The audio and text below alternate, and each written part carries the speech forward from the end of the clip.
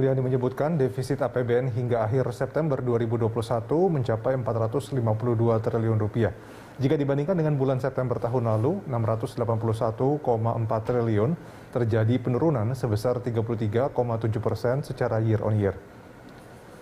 Sri menyebutkan penurunan defisit dibandingkan tahun lalu menggambarkan jalannya konsolidasi fiskal dan pemulihan ekonomi sesuai yang diharapkan. Defisit ini juga setara dengan 2,74% produk domestik bruto Indonesia. Penurunan defisit jika dibanding tahun lalu terjadi karena pendapatan negara yang naik secara signifikan dan terkendalinya belanja negara pada akhir September 2021.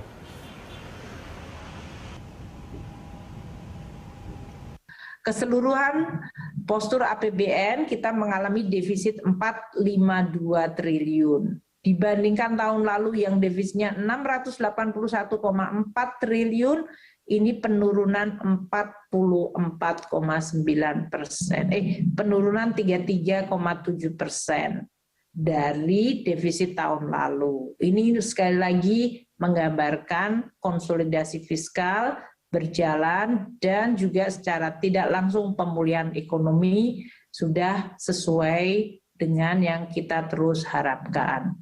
Defisit ini adalah 2,74% dari GDP kita tahun ini dibandingkan tahun lalu yang sebesar 681 triliun atau 4,41% dari GDP.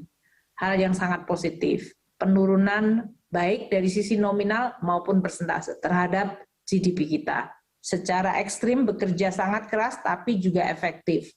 Terbukti dari tadi pemulihan ekonomi sudah mulai berjalan, masyarakat yang dibantu mendapatkan bantuan, kemudian masalah kesehatan kita cover secara baik dan penuh dan kita harap untuk penanganan COVID akan terus berjalan baik seperti kita bisa mengendalikan varian Delta hingga saat ini.